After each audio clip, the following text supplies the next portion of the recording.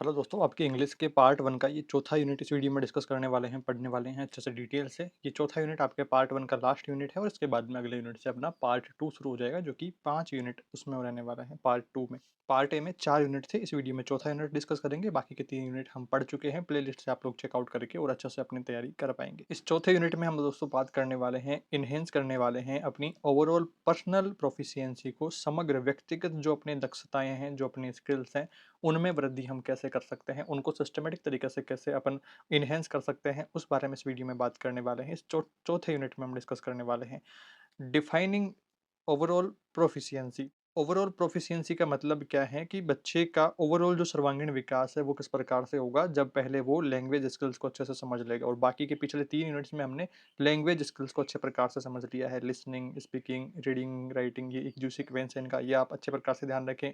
Overall proficiency means the complete development of all 4 basic skills. समग्र जो दक्षता है इसका अर्थ क्या है? सभी 4 बुनियादी कौशलों का पूर्ण विकास हो जाना।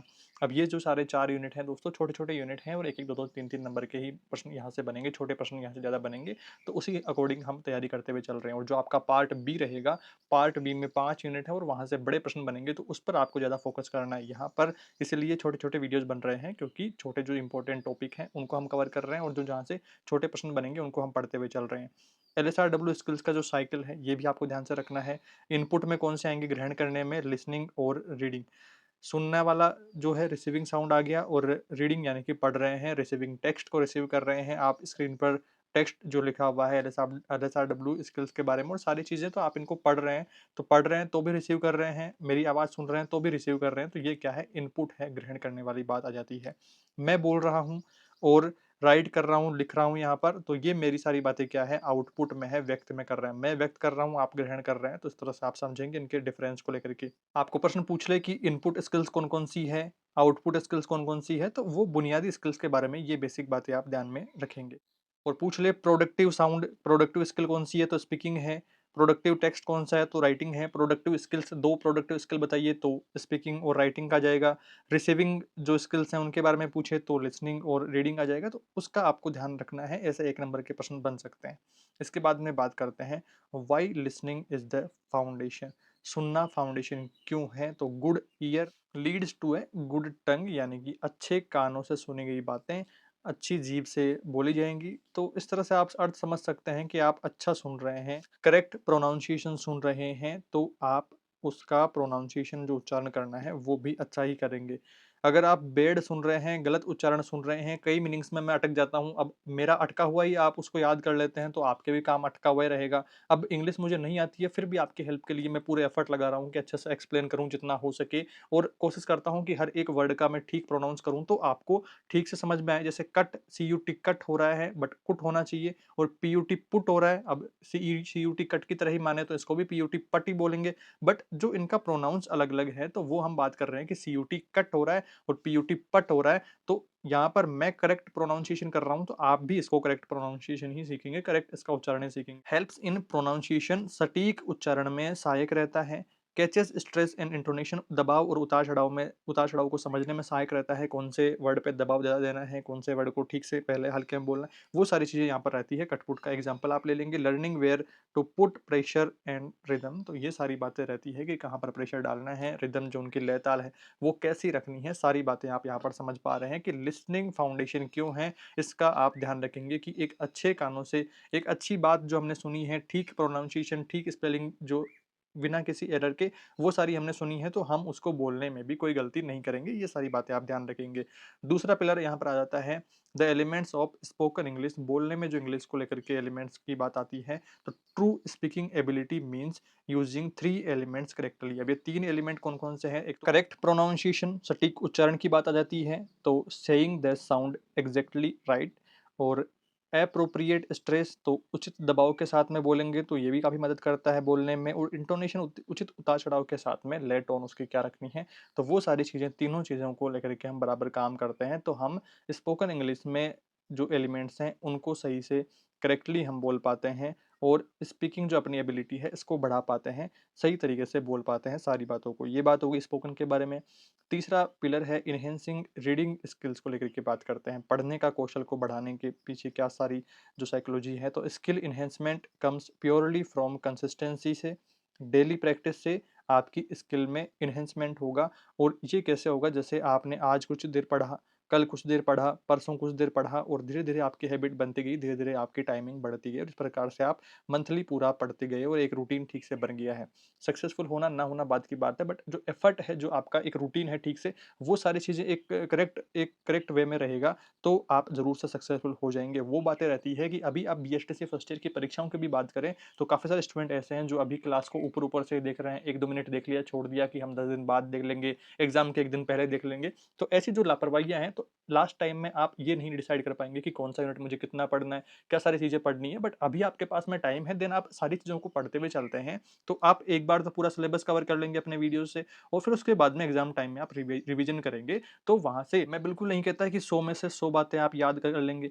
अगर आपके 60-70 बातें भी याद हो पाती हैं लास्ट टाइम में रिवीजन के दौरान भी, तो काफ़ी सफिशिएंट मैटर कवर हो जाएगा। बट आप लास्ट टाइम को ही आँख खोलते हैं, तो उस टाइम पर आपको कुछ भी याद नहीं हो पाएगा। आप कन्फ्यूज़ रहेंगे कि मैं यूनिट वाइज़ वीडियोज़ को देखूँ या फिर वन शॉट वीडियोज़ को देखूँ या मॉडल पेपर से क्वेश्चन को रट लूँ, तो वो सारा कन्फ्यूजन बना रहेगा अगर आप अभी से ठीक से तैयारी नहीं करते हैं। अपने यूनिट वाइज़ वीडियोज़ को फॉलो करते हुए आप एक बार सिलेबस को कंप्लीट कर लेंगे। एग्ज़ाम टाइम में जो अपनी वन शॉट क्लासेस, जो नोट्स क्लासेस आएँगी, वन शॉट मैराथन क्लासेस, तो उनसे आपका अच्छे से रिवीजन हो जाने वाला है। फिर आपके पास में टाइम रहे, देन आप अपने जो मॉडल पेपर वाले वीडियो डाले हुए हैं पिछले साल के, प्लेलिस्ट से आप लोग देख करके वहाँ से और अच्छा सा तैयारी अपनी एक ठीक लेवल पर कर पाएँगे। और एटलीस्ट जैसे 100 बातें मैंने बताई है, तो उनमें से 60-70 बातें आपके अच्छे से समझ में आ जाएगी और आपका अच्छे स्कोर के साथ में आपका बीएसटीसी फर्स्ट ईयर के सारे पेपर क्लियर हो जाने वाले हैं। तो ये सारी बातें हैं कि पढ़ने की जो स्किल है, पढ़ने का जो कौशल है, ये कब बढ़ेगा, आपके कंसिस्टेंस होने से और डेली प्रैक्टिस करने से। अब डेली मेरा खुद का रूटीन नहीं बन पाता है, मेरे सारे कामों में बिज़ी चलते-चलते फिर यहाँ पर वीडियोज़ भी रेगुलर नहीं आ पा रहे, पर मैं कोशिश कर रहा हूँ कि जल्दी से जल्दी आपके सिलेबस को कंप्लीट करवा दूँ। जैसे 4-5 पेपर मैंने करवा दिए हैं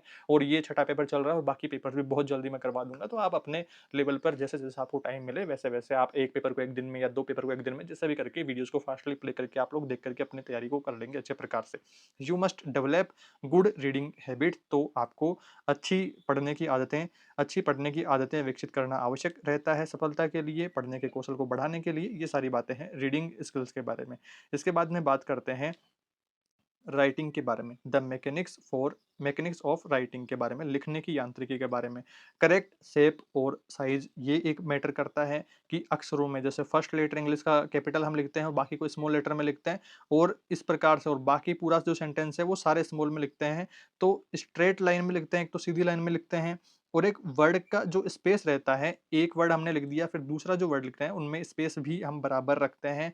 और एक सेंटेंस कंप्लीट होने के बाद में जो पंक्चुएशन देना है, विराम चिन्ह देना है, जो सारी बातें हैं, जैसे विस्मयादिबोधक जो कोई बात आ गई तो यहाँ पर इस तरह का चिन्ह लगाएँगे हम। तो ये सारी बातें जो क्या है, लिखने की यांत्रिकी के अंतर्गत आती है। जैसे एग्ज़ाम्पल दूँ तो पिछले साल के नोट्स अपने स्क्रीन पर देख रहे हैं आप लेफ्ट साइड, और अब के साल के जो मैंने जितना हो सका अपडेट करने की कोशिश करी है, तो फिर अब मेरी हैंडराइटिंग आप देख रहे हैं। दोनों में काफ़ी डिफरेंस है क्योंकि लगातार प्रैक्टिस के बाद मेरी हैंडराइटिंग काफ़ी सुधरी है और आप भी ये रियलाइज़ करते हैं कि हम लगातार थोड़ा-थोड़ा प्रैक्टिस करते रहते हैं, तो अपनी हैंडराइटिंग में काफ़ी चेंजेज़ आते रहते हैं। जैसे-जैसे अपनी एज बढ़ रही है, मैच्योरिटी आ रही है, तो लिखने की भी टोन भी काफ़ी चेंजेज़ आते रहते हैं। तो वो सारी चीज़ें हैं कि लिखने की जो यांत्रिकी है, वो एक तो आप करेक्ट शेप ऑफ साइज़, अक्षरों का सही आकार चुनने की बात आ जाएगी। एक बात आ जाएगी स्ट्रेट लाइन में, सीधी लाइन में लिखने को लेकर के, और एक वर्ड स्पेसिंग अक्षरों के बीच में, शब्दों के बीच में उचित जगह दे करके। तो ये सारी बातें आप ध्यान रखेंगे मैकेनिक्स ऑफ राइटिंग के बारे में।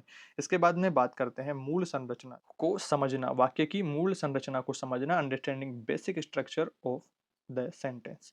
अब यहाँ पर इसका मीनिंग क्या रहेगा, द सन साइंस। अब यहाँ पर 3 टुकड़ों में बात आती है। Sentence is a group of words having some meaning और सेंस।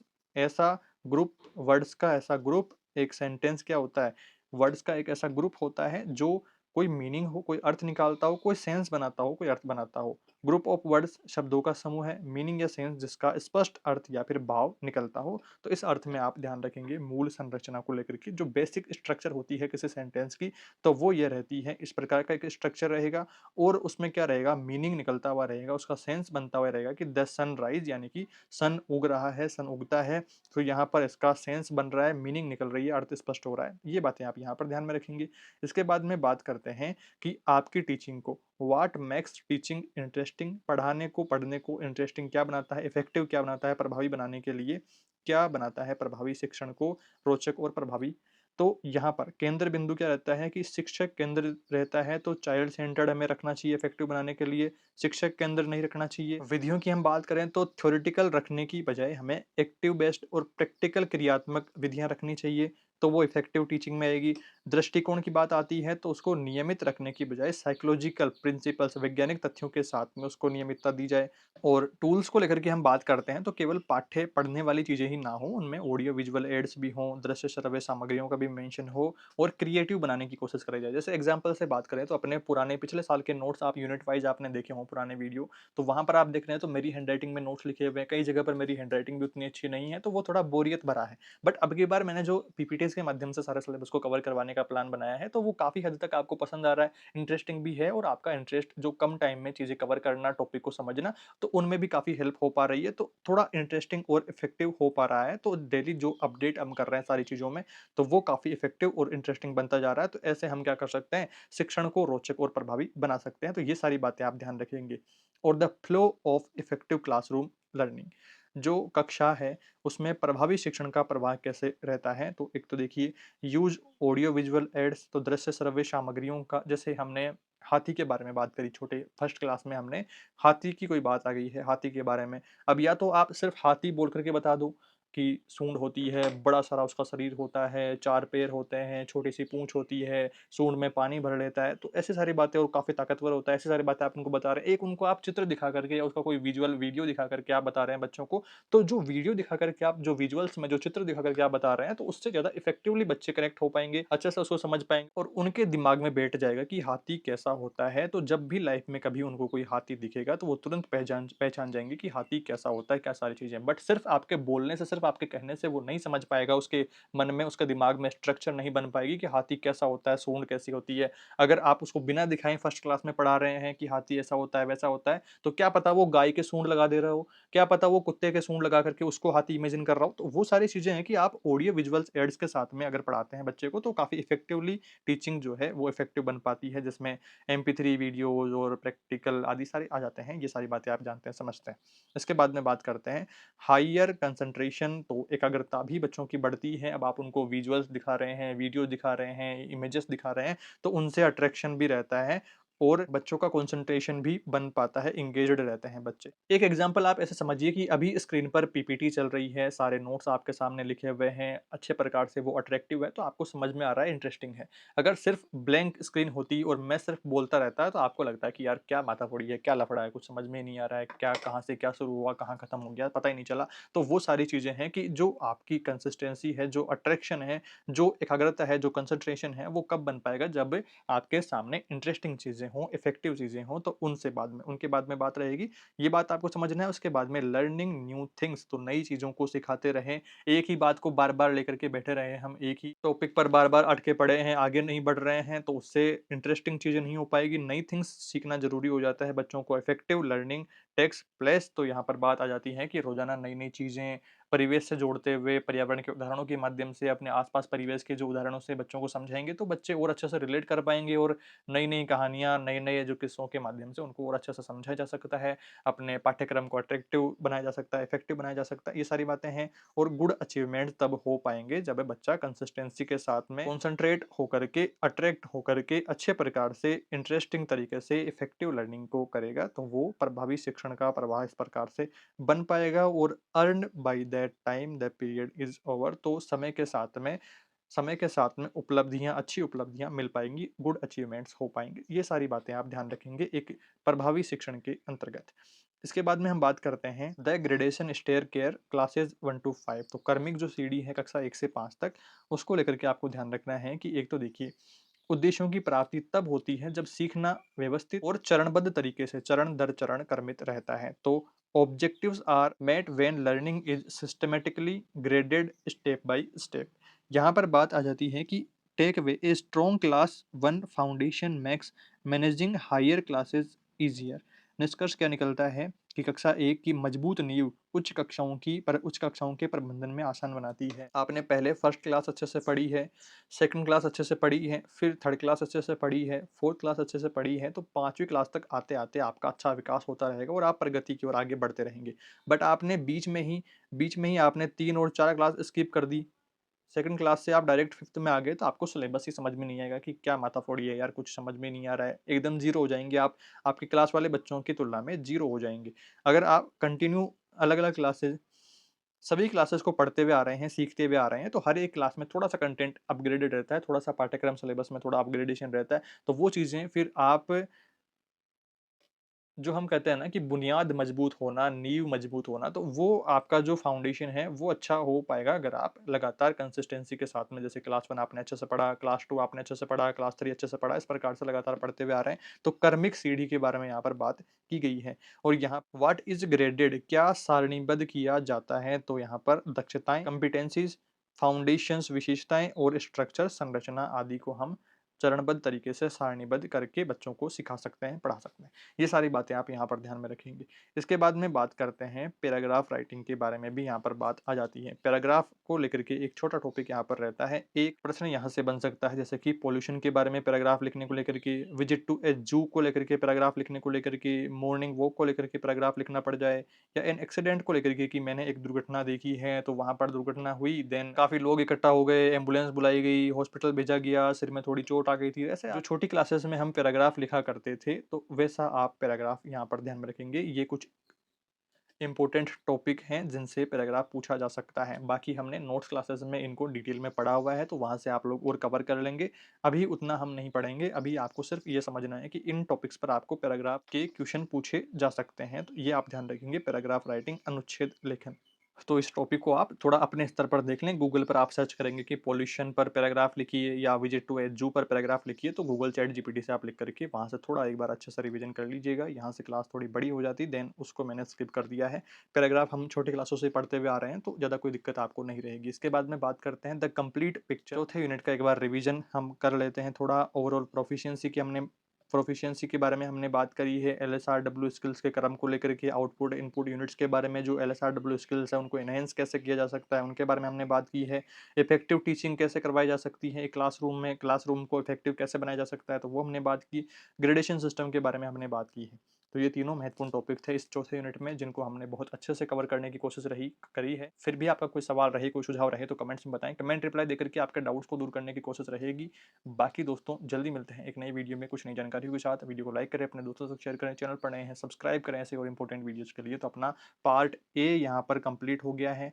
पार्ट ए यहाँ पर कंप्लीट हो गया है और आगे हम पार्ट बी को शुरू करने वाले हैं, जिसमें 5 यूनिट हैं। तो अगले 4 5 वीडियोज़ में आपकी इंग्लिश कंप्लीट हो जाने वाली है। टोटल हम 9 यूनिट कवर कर रहे हैं इंग्लिश में, तो 4 यूनिट हमने कवर कर लिए हैं और अब 5 यूनिट हमें और कवर करने हैं। उन पर आपको थोड़ा ज़्यादा ज़ोर देना है, क्योंकि यहाँ पर जो 4 यूनिट थे, इनमें सिर्फ एलएसआरडब्ल्यू स्किल्स पर ही ज़्यादा ज़ोर दिया गया है, जिनसे कम क्वेश्चन बनते हैं। 1-1, 2-2, 3-3 नंबर के ही प्रश्न बनते हैं। जो बड़ा प्रश्न बनता है, वो पार्ट बी से बनते हैं। तो पार्ट बी पर हमें विशेष ज़ोर देना है, अच्छे प्रकार से कवर करते हुए चलना है। क्लासेस को आप कंटिन्यू देखते रहेंगे, सारी बातों को समझते रहेंगे। समझ में ना आए तो आप रिवीजन कर लेंगे, 2-3 बार क्लासेस को देख लेंगे, तो अच्छे प्रकार से कॉन्सेप्ट क्लियर हो जाएगी। फिर भी कोई सवाल रहे, कुछ सुझाव रहे, तो कमेंट्स में बताएंगे। कमेंट रिप्लाई देकर के आपके डाउट्स को दूर करने की कोशिश रहेगी। बाकी जो अपनी नोट्स क्लासेस आने वाली है, तो उनसे आप और रिवीजन कर पाएंगे अच्छे से, तो बिल्कुल भी टेंशन नहीं लेनी है।